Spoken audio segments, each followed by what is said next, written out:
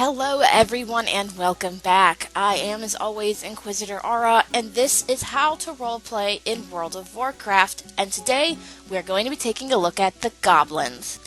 Please note that these are just guidelines to socially acceptable and lore-friendly RP in World of Warcraft.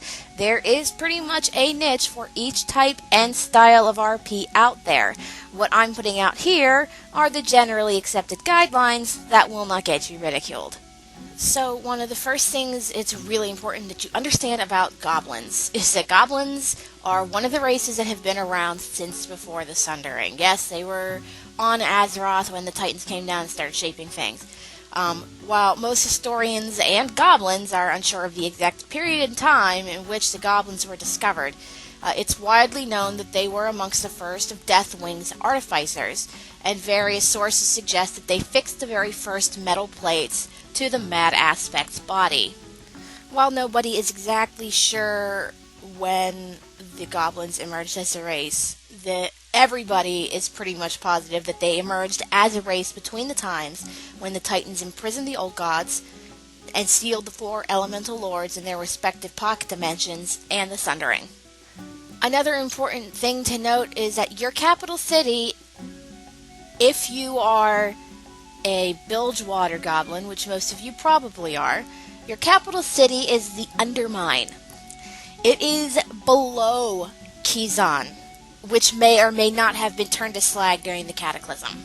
Now, for those of you who don't remember, Kizan was the island where you started off as a new goblin character. And now, while you never went to the Undermine during that experience, it is there. It is the heart of Goblin Society, and it may still be there. Blizzard has recently stated that they would like to revisit it at some point.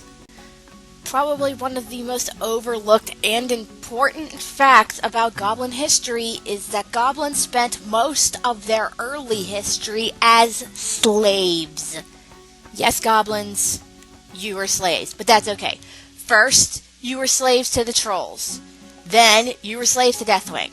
It was during their enslavement by the Troll Empires, though, that they discovered Khagamite, a mineral native to Kazan and mined from the volcanoes there for the trolls and their rituals. Exposure to Khagamite is what granted goblinkind a vast and powerful intellect, and soon they became exponentially more intelligent than the trolls they were serving. However, in typical goblin fashion, demand for Khagamite ended up outweighing supply. Khagamite is essentially no longer available, and goblin intellect has begun to suffer a bit. All of the Khagamite that you had available to you at one point in time is in the Undermine, which you no longer have access to. It is unknown if this lack of Khagamite will ultimately result in complete devolvement of goblin intellect, but it does not appear to be the case. And this leads goblins to their current path: a mercantile-minded people with seemingly natural gift for trade and profit-seeking. Now, keeping that in mind, not all goblins are Bilgewater Cartel goblins, okay? Those are the goblins that are from Kizan. You can be from the Steamweedle Cartel. It has been around and openly operating on Azeroth for many, many years. However, you are no longer neutral. Something had to have happened to force you to side with the Horde. Now, you can still work with the Steamweedle Cartel, but you now officially no longer do business with the Alliance. It could be for any number of reasons. A business deal with the Alliance gone wrong, perhaps with the Syndicate or the Defias Brotherhood. A bitter rivalry with the Gnomish Engineer. It could literally be anything, but there needs to be something. You cannot be neutral. Game mechanics simply will not allow it. But that's not the end of your history. During the First and Second Wars, you participated. You were either a neutral agent supplying to both sides, or you openly allied yourselves with the Horde. For various reasons, you didn't care about the war or why it was being fought. What you did care about was that it meant profit, and you exploited the conflict for your own purposes. This fits in well with Goblin Society and their view of power, which I will get into in a bit.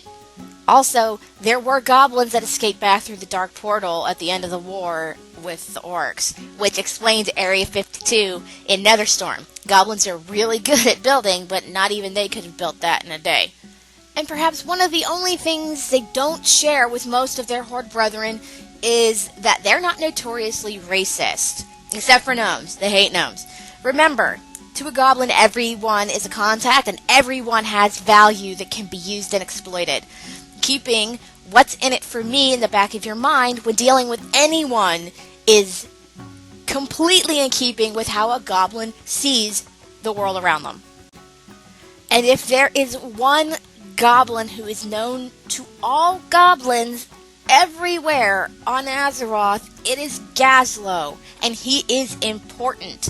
You should know who GAZLOWE is, because without him, there would be no horde. GAZLOWE helped Thrall escape from Durnhold Keep. GAZLOWE, using limited resources to repair a fallen Zeppelin, used it to take Thrall to the remaining Frostwolves in Alterac. This begins a lifelong friendship between the two. He had a small number of goblins loyal to the Horde with him, and with them, he then re-establishes Ratchet as a profitable trade city. At the end of the Third War, Thrall approaches GAZLOWE and contracts him to build ORGRIMMAR, which repels every siege until Garrosh's madness at the ends of Mist of Pandaria. And it could be argued that since GAZLOWE was on the besieging end of that conflict, that ORGRIMMAR's sacking was partially a result of GAZLOWE not being there as a defender. GAZLOWE is also the goblin entrusted by both Thrall and Vol'jin to construct your garrison in Warlords of Draenor. GAZLOWE isn't the only goblin you should have knowledge of. There are other notable goblins out there. First off, Noggenfogger. Noggenfogger is now the Baron of Gadgetzan due to the overwhelming popularity of his elixir. There's also the trade prince Gallywix, who is the leader of the Bilgewater Cartel. Yes, he tried to screw you over when you were leaving Kazan if you played through the goblin starting area. You may or may not hate him. That is entirely up to you. But what is important to understand about him is that he went to Pandaria with his Uber Zeppelin, seeking a powerful artifact in hopes of using it as leverage to persuade Garrosh to create peace, and to use it as a deterrent for future conflict between the Horde and the Alliance. Yes, I said it. Trade Prince Gallywix wants peace for Azeroth. Weird, right? Now let's get into a little bit of the meat and potatoes about actually how to roleplay a goblin. Goblin personalities are fairly widespread, but most of them tend to fall into a few select different categories. Goblins, almost to a man, are greedy. To goblins, profit is power, and power is a means to personal advancement. Goblins are extraordinarily complex. They are intelligent and have a natural knack for engineering and alchemy and metalsmithing, with often volatile results. Goblins are known to be one of the most brilliant races of warsmiths on Azeroth. Goblins are cunning, and this is probably their most dangerous trait. They have been outsmarting and counterplaying each other for centuries, and are one of the most intelligent races on Azeroth. They have no problem using every advantage they have to exploit people of lesser intelligence. Gobs are sneaky. If they can get away with it without drawing attention to themselves, they will. And goblins are secretive. They don't focus on the past. Their goal is the future. So feel free to be as nebulous about describing your past as you'd like. Where they were born and what family they belong to are much less important than where they're going and how they plan on getting there. And finally, goblins are motivated. They get shit done. But remember the reasons for their motivation. Whatever gets them closer to their own goals. They don't do it for honor. They don't do it because it's right. They do it because it gets them closer to whatever it is they want. This is not to say that goblins can't be generous and helpful, but most have an ulterior motive, and you should definitely RP it. And it is completely viable to be a goblin that works outside of the Steamweedle and Bilgewater cartels. You could be a trade prince of your own cartel. That means, however, having support. It could potentially be a very good idea for a guild, but you would have to have people cooperate with you. Remember, One of the primary tenets of playing a goblin is keeping in mind what you're trying to accomplish, considering the other person's character, and act on it. Use whatever it takes to get what you want. Sympathy, sweetness, flattery, or threats, but know what will and won't work and act accordingly. Goblins are ridiculously entertaining. They're comical and conniving and a great race to be if you don't want to RP someone super serious. They can be nice or mean or both depending on the situation. This allows goblin roleplayers to display a flexible personality with plenty of opportunity for over-the-top hijinks. Goblins are damn funny and hilarious when RP'd properly, and they can bring a whole new perspective to your RP environment. Well, that is going to be it for this episode. Thank you guys so much for watching. I am, as always, Inquisitor Ara. Remember, don't forget to hit that like button. Don't forget to comment below. Don't forget to subscribe. I am taking requests, so feel free to send anything my way.